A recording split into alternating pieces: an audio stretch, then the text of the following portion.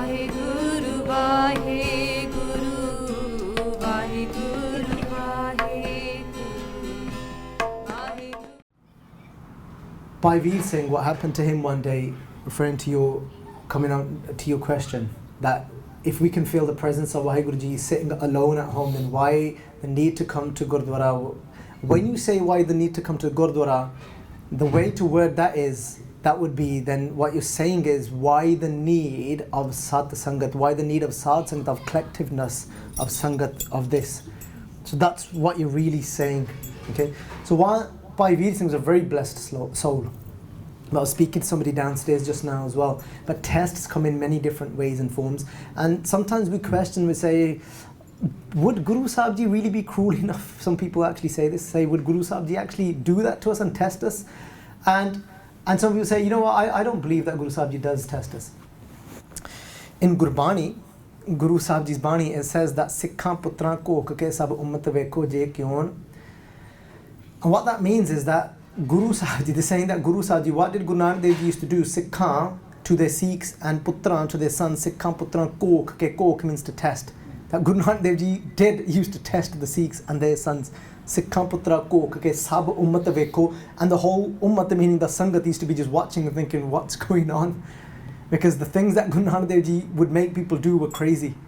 Because remember, this path of love and this path of falling and giving yourself to the Guru isn't always a path of logic, isn't always a path that makes sense to my intellect, to my mind. Okay, so it's a path way beyond that. And those people that are trying to understand their Guru only with their outside knowledge and their intellect, I'm sorry, but will fail. Because Guru will make us do crazy things that don't make sense, because love cannot be defined. So one time, Bhai Vir Singh, there was a time in his life he would sit in the Parikrama of Sri Harmandir Sahib. And when he would sit in the Parikrama of Sri Harmandir Sahib, he would just be just completely absorbed and connected to Vaheguru Ji. And he would be able to sit there for hours upon hours.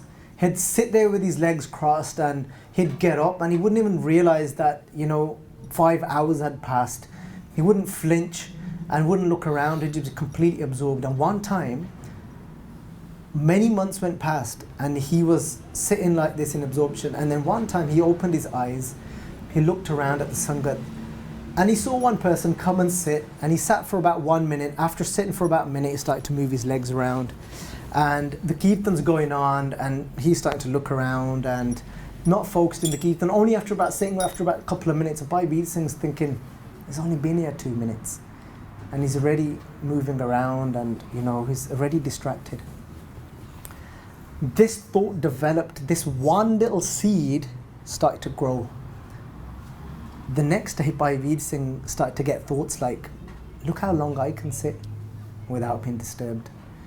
And eventually, once this seed started to grow bigger and bigger, a time came when he couldn't focus anymore.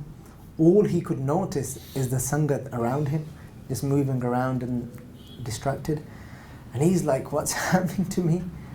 So he's Nana's house. He spent a lot of time with his Nana, with his maternal grandfather, and he'd go and see his Nana. With his Nana would call over a lot of, he'd always have a lot of sittings with sants and saints. His Nana's name was Bhai Hazara Singh. Hazara Singh's translated many works. He's translated the works of Bhai Gurdas Ji, and Bhai Vir Singh's then edited it. He had the privilege to stay a long time with his Nana. And there was a sant at his Nana's house once, and Bhai Vir Singh's like, you know what, I'm just going to have to ask the question. And he said to the sant, this is what's happened to me. I used to be completely absorbed in meditation in Parikrama of Sri Harmandir Sahib. He says, I don't know what's happened to me. Because I can barely sit for 5 minutes now without getting distracted. And the sant said, you know what, just for a while, he says, don't go into the Parikrama and sit to try and focus. He goes, go to this particular place. He's sent into a particular place. He says there'll be nobody there because they'll be there on your own. Just sit there and do your abhyas there. So whatever when you japa Vaheguru Ji's name, go and sit there and do it. It was difficult. He sat because he was so used to sitting in that sanctuary of Guru Ram Das Ji, and it felt difficult in the beginning. But eventually he was able to build back up to that to that place where he was before, of being completely absorbed as he would be in Harmandir Sahib. But then after many months going by, he declined again. He was back to the same state where he couldn't focus anymore, and he's like, now what? So he's gone back to the same sant. He's like, it went well for all these months, but now I'm back to square one. He goes, I can't focus anymore. He goes, now go back to Sri Harmandir Sahib. He's like, okay. So he goes back to Sri Harmandir Sahib and he sits there, builds his self back up, and then with Guru Sahib's kirpa, he wasn't distracted after that. He was completely absorbed wherever he would sit, whether it was in the parkarma, whether it was on his own, he was completely absorbed. He forgot about this. What happened to him is this. He saw that sant again, and he's like, I don't know what happened to me. I'm fixed, but I don't understand the process of what I went through. He goes to the sant, so what's the deal? What happened to me?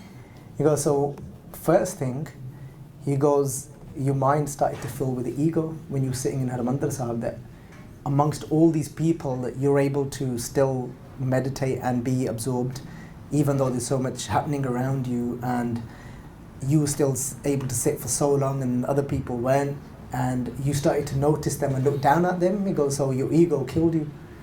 He goes, all right, so what happened to me when I was sitting on my own? Why did I lose it after a few months when I sat on my own? He said, because your mind, you had a thought one day thinking, I don't need any Sangat, I can do this on my own.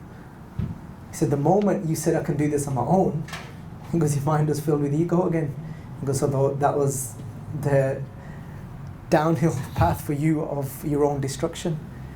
You thinking you can do this on your own and not with, he goes, being on your own is a huge chance of creating this I.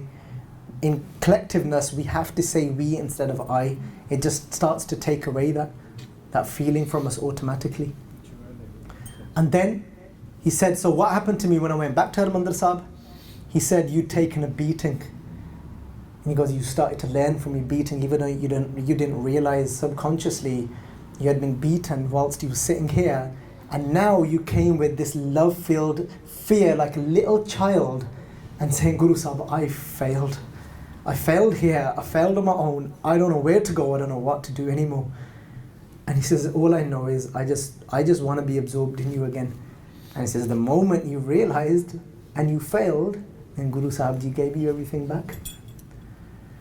So there's a huge importance in Sadhguru Ji giving us this collectiveness, this Sadh Sangat.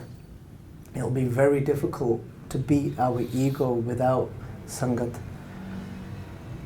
You know, so there are times in your life where you might feel you're on your own and you're having these great experiences, and you don't have those same experiences when you come and sit in the Sangat, and you think, then aren't I just better off sitting on my own? And then for some people, they have that, they only have those experiences when they're sitting in collectiveness in Sadh Sangat, and they don't have that feeling when they're sitting on their own, and they start questioning the other way.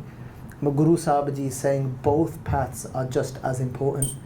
Sadh Sangat, the Guru Sahib Ji speak about throughout Gurbani. Our ego will just not let us sit and understand Gurbani on a deeper level without Sadh Sangat. Guru Sahib Ji is always taking us back there. Vaheguru, Vaheguru, Vaheguru, Vaheguru, Vaheguru.